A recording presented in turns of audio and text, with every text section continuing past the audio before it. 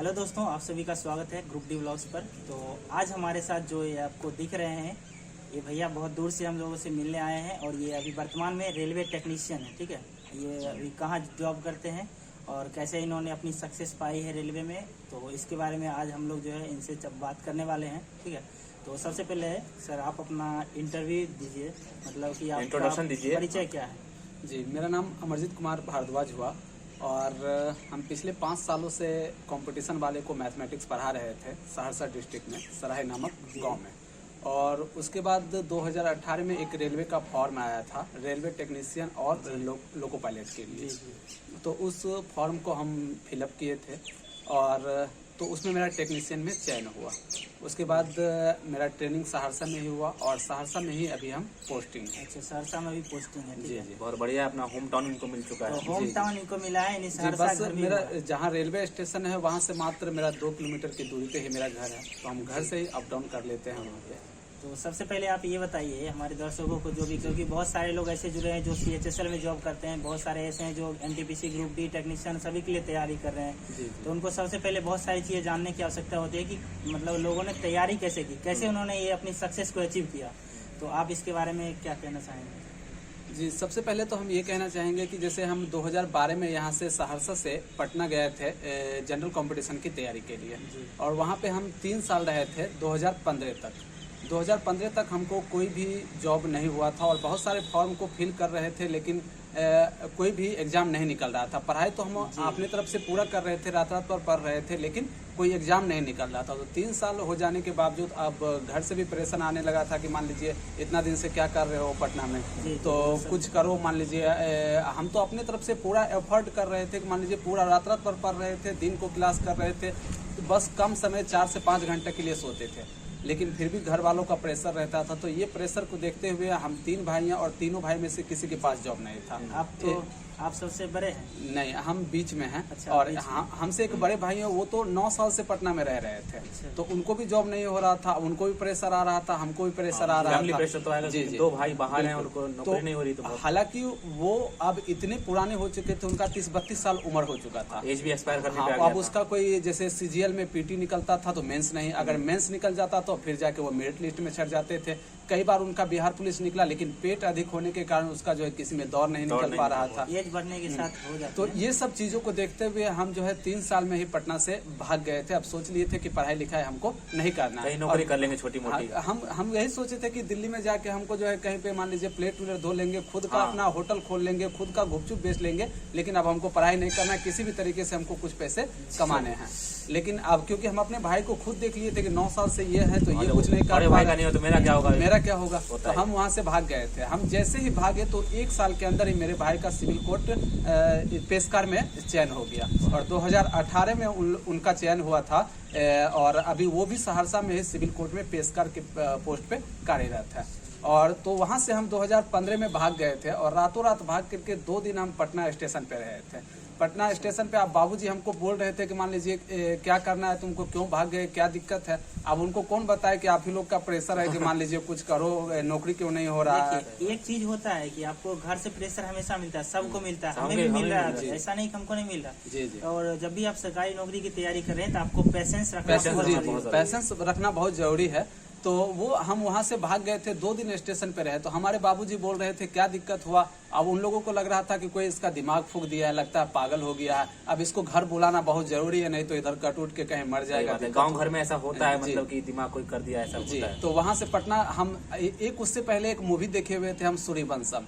और सूर्यवंशम में देखे थे कि एक जो एक मैकेनिक से लेकर वो, हाँ, उसका करीब हजारों बस चलने लगता है। हाँ। तो हम भी सोचे कि मान लीजिए हम अपने बाबूजी से एक छोटा सा बस खरीदवाएंगे और उस बस से हम हजारों बस जो है पूरा लेंगे। सपना, सबका अपना अपना सपना होता है। ये मेरा सपना था। और वहाँ से हम भाग करके बाबूजी किसी तरीके से हमको बुलाए, बोले ठीक है तुम घर आ जाओ, तुमको हम एक बस। जी हमको घर बुला लिए। वो सोचे कि किसी भी तरीके से इसको पहले घर बुलाना पड़ेगा, नहीं तो कहीं कट उठ के मर गया तो दिक्कत हो जाएगा। बाहर रहते हैं बच्चे तो पेरेंट्स को बहुत ज्यादा परेशानी होता है, बहुत ज्यादा फिक्र भी रहता है कि हमारा बच्चा कैसे रह रहा है, नहीं रह रहा है, कहाँ है, नहीं है, इस सभी के बारे में भी रहता है। तो वो हम घर आ गए और उससे पहले, हमारे घर आने से पहले वहाँ पे 2-3 गो झाड़ फूक करने वाले लोग वहाँ पहुंचे हुए थे। अपना वो हड्डी उड्डी लेके, हड्डी था उसके पास एक वो कंकाल कंकाल रहता है, था, सही। वो पूरा हमारा घर जो है आंगन में थोड़ा सा मिट्टी है तो उसको जो है पानी से नीपना कहते हैं हम, साफ ऑफ करके उसको। हाँ, पानी से नीप पोत दिया, वहाँ पे बोरा बिछाया और वहाँ पे जो वो कंकाल वगैरह सब रख दिया था वहाँ पे। अब बोला पहले सबसे पहले इसका दिमाग ठीक करना है, उसके बाद जो है मान लीजिए इसको पढ़ाई पे लगाना है। तो अब वो लगाया तो मान लीजिए उसको बोले कि तुम अभी के अभी भाग जाओ, क्योंकि देखिए कहीं ना कहीं अब मेरा दिमाग मतलब अब हमको लग रहा था कि हमको अब बिजनेस करना है, हमको बड़ा आदमी बनना है, नहीं तो पैसा नहीं रहेगा तो फिर दिक्कत हो जाएगा। सही बात है। तो हम जो है मान लीजिए उनका कंकाल सब उठा के फेंक दिए, वो रातों रात वहाँ से भागा वहाँ से, और रात किधर भागा हमको अभी तक उसका कोई खबर नहीं है। तो हमको बाबूजी बोले लगता है अब वो जो झाड़ फूक वाला भागा वो भी बोल रहा था कि लड़का पूरी तरीके से पगला गया, ये हमसे ठीक ठाक नहीं होगा, ठीक है। तो अब हमारे बाबूजी सोच रहे थे जब इतने बड़े ये मतलब इतना नाम ही है ये झाड़ फूक वाला, इससे ये ठीक नहीं हो पाया है, तब इसका क्या किया जाए। तो वो फिर बोले ठीक है तुमको करना क्या है ये बताओ। तो हम बोले कि देखिए हमको बस खरीद के दीजिए, हमको बस चलाना है। और बोले बस नहीं दे सकते हैं क्योंकि हम बहुत सारे बस वालों से पूछे हैं, अगर बस खरीद के देते हैं तो तुम नहीं चला पाओगे, क्योंकि इसके लिए कम से कम 4 बस होना चाहिए और आगे पीछे लगा के रखना पड़ता, बहुत दिमाग का खेल है ये। तो बोले ठीक है बस नहीं दीजिएगा तो हमको ट्रैक्टर दीजिए। तो ट्रैक्टर हम खेत जोत के अपना जो है मान लीजिए रोजी रोटी कमा लेंगे। तो फिर बोले ट्रैक्टर वाले से पूछने गए कि ट्रैक्टर देना सही रहेगा कि नहीं रहेगा। तो वो बोले कि मान लीजिए ट्रैक्टर मत दीजिए, आप इसको कहीं पे आप नौकरी करवा दीजिए कपड़ा दुकान में, लेकिन ट्रैक्टर मत दीजिए, नहीं तो ये घर उड़ सब बेच बाज के उस पर खत्म कर देगा। मेरा वो ट्रैक्टर जिससे पूछने गए तो उसका 4 गो ट्रैक्टर थाना में बंद था। तो बोला आपके पास 1 ही गो ट्रैक्टर रहेगा, हमारे पास 8 गो है, 4 गो बंद है तो कोई दिक्कत नहीं है, आपके 1 गो पकड़ा जाएगा, घर से पैसा देना पड़ेगा। सही बात है, बिल्कुल सही। ट्रैक्टर में लफड़ा हो तो जाता है। तो हम बोले ठीक है ट्रैक्टर में नहीं दीजिएगा तो हमको ऐसा करिए, आप देखिए कि मान लीजिए कुछ नहीं दे रहे तो हम बोले ठीक है हमको 20,000 रुपया दे दीजिए, हम यहाँ से जाते हैं अपना दिल्ली में काम करेंगे। और 20,000 रुपया हमको दिए और रात भर में हम सोचे कि अब करना क्या है। अब मान लीजिए 20,000 अगर दिल्ली जाते हैं तो वहाँ पे फिर जूठा उठाना पड़ेगा, किसी होटल में नौकरी रहना पड़ेगा ना कुछ। हाँ, तो बोले कि तुम रात भर सोच लो कि तुम्हारे मौसा जी वहाँ कपड़ा का दुकान करते हैं, कपड़ा की दुकान में तुम रह जाओ और वहाँ से तुमको 8,000 पर मंथ आएगा, उसके बाद शादी ब्याह कर लेना। तो हम बोले मान लीजिए किसी के यहाँ नौकर तो नहीं रहेंगे, 20,000 में अपना अंडा का दुकान खोल लेंगे, लेकिन हम किसी के यहाँ नौकर नहीं रहेंगे। मतलब मन में कुछ करने की हाँ इच्छा पहले से मन में बहुत बड़ा करने की इच्छा थी। तभी तो मान लीजिए आप कहीं बड़ा बात करने लगेगा अपने गांव मोहल्ले में तो लोग बोलेगा कि ये पागल हो गया है। गांव घर में तो ऐसा होता है, कभी आप बोल दीजिएगा ना कि हम करोड़ों कमाएंगे तो बोलेगा ये पागल हो गया, इसका पहले दिमाग का इलाज करवाओ। तो फिर मान लीजिए अब 20,000 में करना क्या, रात भर हम सोए नहीं और रात भर में हम सोचते रहे कि करना क्या है। तो हम सोचे कि कहीं पे नौकरी भी नहीं रहना है, दिल्ली में जाएंगे और दिल्ली में बहुत सारे मजदूर जो है मान लीजिए घास उस काट के आते हैं और बोलते हैं वहाँ पे हम ठेकेदारी कर रहे हैं। तो हम मान लीजिए अब रात भर में सोच रहे थे करना क्या। तो हम सोचे कि ठीक है हम जो इतना दिन पटना में पढ़े हैं उस नॉलेज को बच्चों के साथ शेयर किया जाए। और उसी हम 2015 में ही एक कोचिंग, और भागे नहीं, घर पे ही रहे, एक कोचिंग खोले भारद्वाज मैथमेटिक्स के नाम से, और वो कोचिंग काफी अच्छा चलने लगा। तो मैथ पढ़ाना आपने शुरू कर दिया? हाँ, जनरल कंपटीशन वाले को, एसएससी बैंक रेलवे वाले को लिए। तो करीब वहाँ पे हमारे पास एक बैच में 200 बच्चे रहने लगे। ऐसा कंटिन्यू 5 साल तक चला। 2018 में वैकेंसी आया रेलवे का, वो फॉर्म हम भर दिए थे ऐसे ही। और अब सोचे कि मान लीजिए क्योंकि रेलवे में आप प्राइवेट में कितना भी अच्छा जॉब कर लीजिए, आपका उतना ज्यादा महत्व नहीं रहेगा। जो आपका इज्जत सरकारी जॉब में है, इज्जत की बात रहती है। हाँ, इज्जत है, पैसा है, टाइम है, सब कुछ है। तो हमने सोचा कि नहीं आप सरकारी जॉब में ही जाना है। वहां से तो अच्छा पैसा आ ही रहा था, लेकिन हम सोचे कि आप सरकारी जॉब में जाना है। तो सरकारी जॉब में उस समय रेलवे टेक्नीशियन और ड्राइवर के लिए फॉर्म निकला था। तो वो फॉर्म हम फिल किए थे और 2020 में मेरा सहरसा में ही पोस्टिंग हुआ और वहीं पे अभी तक हम कार्यरत हैं। तो हम ये सभी लोगों से यही कहेंगे कि कभी भी आप लोग थोड़ा सा ज़्यादा समय लग रहा है, कंपटीशन है, थोड़ा ज़्यादा समय लग रहा है, तो निराश नहीं होना है, अपने मेहनत को कंटिन्यू रखना है। क्योंकि देखिए हम पटना से भाग गए थे तो भी कंटिन्यू अपने पढ़ाई को ही हमने जारी रखा और लास्ट में हो ही जाता है। हमारा भाई भी 9 साल रहा है तब जाके उसको जॉब हुआ। थोड़ा सा समय लगता है, आप लोग थोड़ा धैर्य रखिए, सभी लोगों को जॉब होगा। तो और ये कहेंगे कि आप लोग थोड़ा सा अच्छे से पढ़िए, दिन में कम से कम 4 से 5 घंटा पढ़ लीजिए, काफ़ी है ये। अगला सवाल मेरा आपसे है कि आपका मतलब नंबर कितना आया था raw marks technician? Raw marks कितना है तो नॉर्मलाइज करके कितना चला गया था? रॉ मार्क्स मेरा उसमें था करीब 52 था। और हाँ 52 था वो CBT 2 में। अच्छा। और वो नॉर्मलाइजेशन करके चला गया था आपको 67.5 चला गया था। हाँ 67.5 चला गया कट था। ऑफ उस समय कितना गया था? कट ऑफ उस समय गया था टीआरडी डिपार्टमेंट में, रेलवे टेक्नीशियन टीआरडी डिपार्टमेंट में 65 गया था।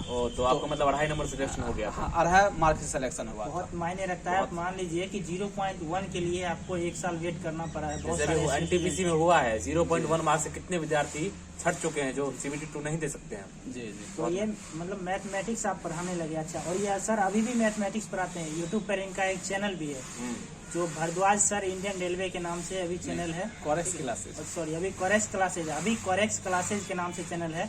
आप उस पर सर्च कर लीजिएगा और हम अपना इनका लिंक, ये जो वीडियो के नीचे में इनका चैनल का मैं लिंक भी डाल दूंगा। अगर आप चाहते हैं कि मतलब मैथ अगर पढ़े सिलेक्टेड मैथ पढ़ाते हैं सर, बहुत अच्छा पढ़ाते हैं और मैंने और भी ये इनका देखा है चैनल। और इस चैनल पे हम 20 तारीख से एक नया चीज शुरुआत करने जा रहे हैं।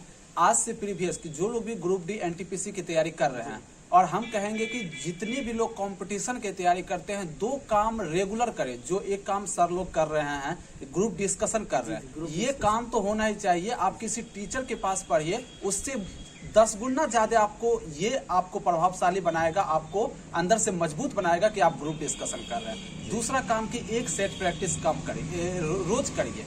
एक सेट प्रैक्टिस रोज करना है, उसमें सारा चीज होना चाहिए, मैथ, रीजनिंग, जीके, जीएस, सारा चीज होना चाहिए। प्रीवियस ईयर लगाइए, नहीं तो कोई नया टेस्ट सीरीज आता है वो लगा लीजिए। जी, अब ये सेट प्रैक्टिस करने के बाद ऐसा नहीं कि उसको छोड़ देना है। सेट प्रैक्टिस करने के बाद उसका जो डिस्कशन होगा पीछे में, वो डिस्कशन पूरी तरीके से देख लेना है। हमारा ये पूरी तरीके से मानना है, 100% दावे के साथ कह सकते हैं कि 2 महीना तक अगर कंटिन्यू आप सेट बनाते हैं तो 2 महीने के बाद आपका वही सब क्वेश्चन रिपीट होने लगेगा। तो एक आपका ये मार्क आपका कांस्टेंट पकड़ लेगा कि इतना से आप कम नहीं हो सकता है, उतना रहेगा ही। तो एक सेट रोज बनाइएगा और आप ग्रुप डिस्कशन पर डे करिएगा। तो वही सेट प्रैक्टिस हम अपने चैनल पे स्टार्ट करने जा रहे हैं 20 तारीख से। आज से प्रीवियस जितने भी ग्रुप डी एनटीपीसी का एग्जाम हुआ है, सारे सेटों का हम एक एक करके पर डे शाम में 6 से 7 आप लोगों का ये आपका सेट प्रैक्टिस। इसके बाद मेरा एक क्वेश्चन होगा कि आपसे कि जैसे पेज दीजिए थोड़ा सा जी, पेज लीजिए।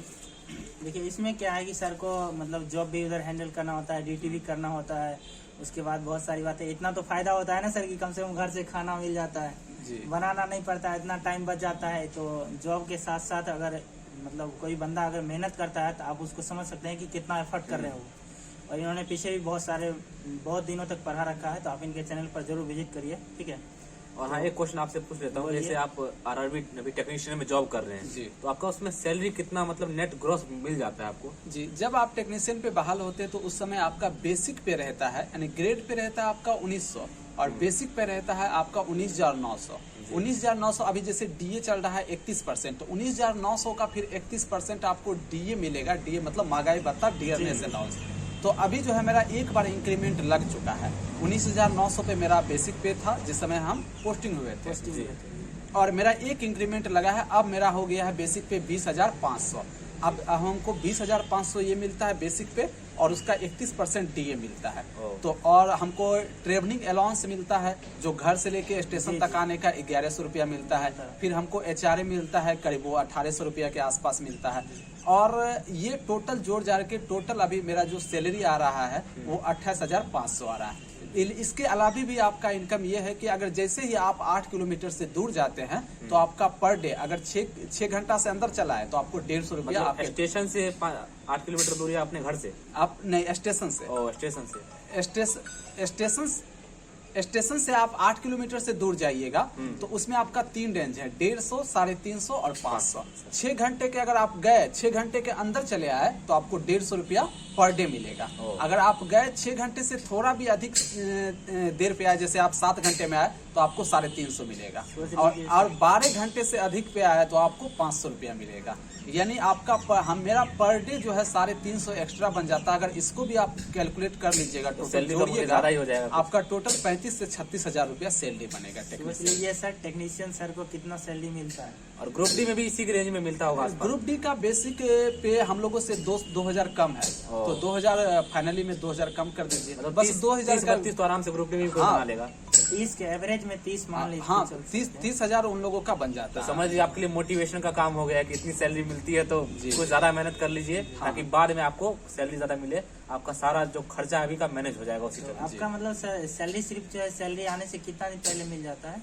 सैलरी स्लिप सैलरी आने से 5 दिन पहले मिल जाता है। ओह। 5 दिन पहले डिवीजन में आ जाता है, हम लोग किसी स्टाफ को या खुद से जाके वहाँ से सैलरी स्लिप ले और आते हैं। सर एक चीज और पूछना चाहेंगे आपसे कि जैसे आप कहीं भी ट्रेवल करते होंगे जी तो आपको अलग से टिकट वगैरह कटानी पड़ती होगी या नहीं, फिर- आज तक हम 1.5 साल से जॉब में हैं और 1.5 साल से आज तक हम कभी भी टिकट नहीं कटाया। हालांकि रेलवे का रूल कहता है कि आप स्टाफ हैं तो भी टिकट कटाइए।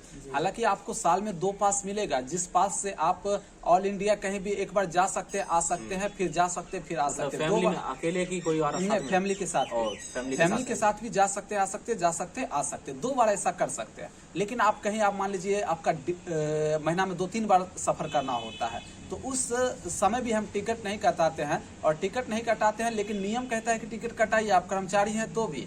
तो होता क्या है कि आप टीटी भी कर्मचारी है, हम भी कर्मचारी हैं, सही बात है। तो वो सब सोचते हैं सब हमारे भाई हैं, मैनेज हो तो जाता है। वो मैनेज लोग हो जाता हमको है। कुछ नहीं बोलते हैं। लेकिन आज तक हम टिकट नहीं कटाए हैं। तो चलिए आज बहुत अच्छा इंटरव्यू रहा और आज का लास्ट सवाल आपसे पूछना चाहेंगे जी कि अभी एनटीपीसी का रिजल्ट आया है जी और कट ऑफ बहुत हाई गया कट भी है, बहुत हाई गया है, विद्यार्थी का मनोबल तो पूरा टूट जी, चुका है। मनोबल तो पूरा टूट चुका है। जी तो इसके मद्देनजर ग्रुप डी की तैयारी अभी कैसे करना चाहिए ताकि और हम लोग कैसे भी अभी मोटिवेट रहे क्योंकि- विद्यार्थी की भाई उसमें कट ऑफ कम जाएगा या हमें थोड़ा नंबर ज्यादा लेना, कैसे जी। मोटिवेटेड जी। रहे और क्या तैयारी करे या किस हिसाब से करे, क्योंकि आप तो सिलेक्टेड हैं, जी। तो आप उस फेज से गुजर चुके हैं जिस फेज से अभी विद्यार्थी गुजरेगा। जी जी तो आप बताइए मतलब कैसे क्योंकि क्या हम करें। लोगों को गुजरना है उसी पेज से। जी सबसे पहले हम एनटीपीसी की बात करते हैं। एनटीपीसी का बहुत ज्यादा कटअप ले लिया और सबसे बड़ी गलती इसमें ये किया है कि एक ही विद्यार्थी का 5-5 जगह हाँ, रिजल्ट ये दिया हुआ है। बिल्कुल गया। सही कहा सर। ये आपको लेवल 5 में भी दिखाया गया, लेवल 4 में, ये 5 जगह एक विद्यार्थी को। और इस प्रकार से वो बोर्ड क्या किया है, 20 गुना रिजल्ट दिया, जी। क्योंकि वो शुरू में ही बोल दिया था कि हम 20 गुना रिजल्ट देंगे और एक विद्यार्थी को 5 बार गिन के तब 20 गुना पूरा आया है। ये किया, तो सही ये पूरी गलती है यहाँ पे रेलवे बोर्डों का और इसको जल्द से जल्द वो जबकि सुधार पहले क्या कहता है 20 गुना कैंडिडेट आएंगे, लेकिन हाँ। अब कह रहा है 20 गुना रिजल्ट देंगे, मतलब एक कैंडिडेट का हम 5 जगह देंगे। इसी वजह से क्या हुआ है कि जो कट ऑफ 70 जाना चाहिए वो 85-90 पहुंच चुका है। और कटअप इस बार बहुत हाई गया है। ऐसा लग रहा है कि हम लोग यूपीएससी का एग्जाम दे रहे सही में हैं। फाइनल जैसे फाइनल सीबीटी 2 के बाद कट ऑफ लग रहा है कि 120 में से जाएगा, लेकिन 100 में से इतना हाई कट ऑफ जी, चल जी। गया है। तो इस पे हम लोग सभी मिलकर अब कल के डेट में यानी आपका 18 को ट्विटर कैंपेन है। 18 तारीख को ट्विटर कैंपेन करेंगे और हम दावे के साथ कह रहे हैं कि आप लोगों का ये जो मान लीजिए 20 गुना रिजल्ट दिया है, एक एक विद्यार्थी को 5 बार गिना है, उसको 5 बार नहीं गिन करके 1 बार गिने और ये आपका कटअप भी कम होगा। तो जिन लोगों का अभी तक रिजल्ट नहीं आया, निराश नहीं होना, सभी लोगों का रिजल्ट आएगा जो लोग मेहनत किए हैं। रेलवे को रिजल्ट देना होगा। ये सब और दूसरा हम ग्रुप डी के बारे में ये कहेंगे कि ग्रुप डी आपका 23 फरवरी से आप लोगों का एग्जाम स्टार्ट है। जी, जी, तो हम ये कहेंगे कि आपका अगर मैथ रीजनिंग जीके जीएस पूछता है तो लोग क्या करते हैं कि जैसे बिहारी लोगों का मैथ रीजनिंग मजबूत रहता है, वो सोचते हैं कि मैथ रीजनिंग मेरा ठीक ठाक है ही तो अब जीके जीएस कमजोर है, जीके जीएस पे दिन रात करके मेहनत करने लगते हैं। लेकिन सर हमारा मानना इससे बिल्कुल विपरीत है। हमारा ये कहना है कि अगर मैथ रीजनिंग आपका मजबूत है, जो आपका मजबूत है मतलब उसको और उस मजबूत कर सब्जेक्ट लीजिए। में आपका इंटरेस्ट है और जिसमें इंटरेस्ट है उसको और मजबूत कर लीजिए, क्योंकि आपको जिस समय नौकरी देता है तो आपका बस मार्क देखता है, ये नहीं देखता है कि आपने जीके में अच्छा स्कोर हाँ, सही किया बात है तो आपको नौकरी दिया जाए। तो हमारा ये कहना है सर मैथ अगर अच्छा है तो मैथ में लोगों को और ज्यादा मेहनत करके इस प्रकार से अपने आप को बना लेना चाहिए कि कम से कम 25 में 24 आ जाए और रीजनिंग अगर अच्छा लग रहा है, इंटरेस्ट है तो उसमें 25 में 24। ये आपका साइंस भी अगर मजबूत हो, साइंस में भी अच्छा स्कोर कर लीजिए। हाँ बिल्कुल, ये दोनों को मजबूत कर लीजिए। आप जीके जीएस तो बिहारी का थोड़ा कमजोर रहता है, लेकिन जीके जीएस का कोई लिमिटेड नहीं है, वो कहीं से भी पूछ सकता है, कहीं से भी पूछ लेकिन सकता है। साइंस या मैथ का तो लिमिटेड है कि इस चैप्टर से क्वेश्चन आएगा, जी, वो जी। चैप्टर पूरा पढ़ लीजिए, ये फायदा रहता है। तो इसलिए जीके जीएस को आप कंटिन्यू ग्रुप डिस्कशन में चलने दीजिए। ये दोनों थोड़ा आपका मजबूत है, थोड़ा सा और पढ़ लीजिए, मतलब एक बार शुरू से लेके लास्ट तक फिर से देख लीजिए, पर बनाना नहीं, देख लेना है। और उसके बाद हम ये कहेंगे, आज भी कह रहे हैं, हम 5 साल बाद भी ये कहेंगे, 5 साल पहले भी यही कहते थे अपने स्टूडेंट को कि 1 सेट रोज मारना है, 2 रोटी कम खाइए लेकिन 1 सेट पर डे मारिए और सेट मारने के बाद उसका डिस्कशन और करिए। जिस दिन सेट नहीं मार पाइए रोटी खाना छोड़ दीजिए। हाँ, उस दिन आप खाना अपने आप को सजा दीजिए, जी, सेल्फ पनिशमेंट बिल्कुल, इसको कहा जाता है। बिल्कुल। जिस दिन आप सेट नहीं लगा पाइएगा उस दिन आप रोटी नहीं खाइएगा, हाँ। तो आपको अगले दिन से आपका खुद ही हो जाएगा कि नहीं भाई हाँ, कुछ अब भी हो सेट मारना है। सेट मारूंगा जरूर, ये होता है। अभी 1 महीने का समय लगभग बचा है, जी। तो इसमें आप सभी दोस्तों से गुजारिश है कि तैयारी करते रहिए और हम लोगों को इसमें यानी फाइट करके जो है एक सीट अपना जरूर कंफर्म करना है। और एनटीपीसी का जो रिजल्ट के बारे में प्रोटेस्ट कल होगा, क्योंकि ये वीडियो पहले शूट हो रही है, हो सकता है आपको 1-2 दिन बाद देखने को मिले। 18 तारीख को एनटीपीसी का प्रोटेस्ट है, उसमें हम सभी लोगों का फुल सपोर्ट है। तो आप लोग उसमें प्रोटेस्ट में साथ दीजिए और सर का बहुत अच्छा इंटरव्यू रहा। तो करेक्स क्लासेज इनका चैनल का नाम है, उसको आप लोग जाकर के विजिट करिए। उसका लिंक हम वीडियो के डिस्क्रिप्शन में डाल देंगे। और जो टेक्नीशियन है आपने देख ही लिया, टेक्नीशियन का कितना सैलरी है, कितना मतलब आप जान सकते हैं कि इंडियन रेलवे में जाने के बाद या फिर सरकारी गवर्नमेंट जॉब में जाने के बाद कितना फैसिलिटी है, आप इसको समझ सकते हैं। तो इसी के साथ हम वीडियो को यहीं पर एंड करते हैं और आप सभी से मिलेंगे किसी नेक्स्ट वीडियो में, क्योंकि कुछ मतलब 1-2 सर और हैं जो ग्रुप डी में हैं, वो भी लोग मिलना चाहते हैं, तो वो लोग से भी मिलवाएंगे हम, ठीक है। तो आप सभी से मिलेंगे हम नेक्स्ट वीडियो में। तो सर लास्ट में कुछ कहना चाहेंगे? मोटिवेशन के लिए बच्चों के लिए, क्योंकि बच्चे बीच बीच में मोटिवेट हो जाते हैं, जैसे हम भी बीच बीच में डिमोटिवेट हो जाते हैं कि लगता है अरे अब नहीं होगा, क्या करना चाहिए, ऐसा स्थिति में क्या हट जाएं कहीं यार, कुछ और कर लेते हैं सब ये। तो हमारा ये कहना है इसमें कि ये बहुत विद्यार्थी डिमोटिवेट वही होते हैं जो मान लीजिए कंटिन्यू मेहनत नहीं करते। हमारा ये कहना है कि सर ये सब कोई भी कंपटीशन का एग्जाम अगर 6 महीने रगड़ के मेहनत किया जाए तो कोई भी एग्जाम नहीं ये बात सही, बिल्कुल सही कह रहे हैं आप। हमारा 1 साल अपने आप को दे दीजिए, यानी 1 साल कंटिन्यू आप 5-5 घंटा के दर से पढ़िए। हमारा ये दावा है कि जिस एग्जाम में बैठिएगा वो एग्जाम निकलेगा, ठीक है। तो आप 1 साल अपने आप को दीजिए और 1 साल रगड़ के पढ़े, नहीं होगा ना तो उसके बाद कुछ कर लेंगे, पढ़ाई छोड़ देंगे। इतना तो जरूर हो जाएगा कि कुछ ना कुछ हो ही जाएगा। हाँ, नॉलेज भी मिल जाएगा उससे हमें। ये हो जाएगा, हम लिख के दे सकते हैं। आप अपने आप को 1 साल समय दीजिए, होगा ही होगा। और 1 साल कंटिन्यू मेहनत करें, सभी लोगों का होगा। और ठीक है दोस्तों, आज की वीडियो यहीं पर एंड करते हैं और आप सभी से मिलेंगे किसी नेक्स्ट वीडियो में। Thank you so much. ये वीडियो आपको कैसा लगा आप हमें कमेंट में जरूर बताइए, और कोई भी क्वेश्चन रह गया हो आप हमें पूछ सकते हैं इस वीडियो के माध्यम से, हम आपको बताने की कोशिश या करेंगे। इनके बारे में कुछ जानना चाहते हैं तो आप कमेंट जरूर करिए, या आप टेलीग्राम पे तो हमें कांटेक्ट कर ही सकते हैं। टेलीग्राम पर कांटेक्ट कर सकते हैं। और एक चीज और, मैंने आज तक मेरा भी जितना भी वीडियो है, मैंने आज तक कभी नहीं बोला है किसी को कि आप सब्सक्राइब करो, लाइक करो, मैंने आज तक कभी नहीं बोला है।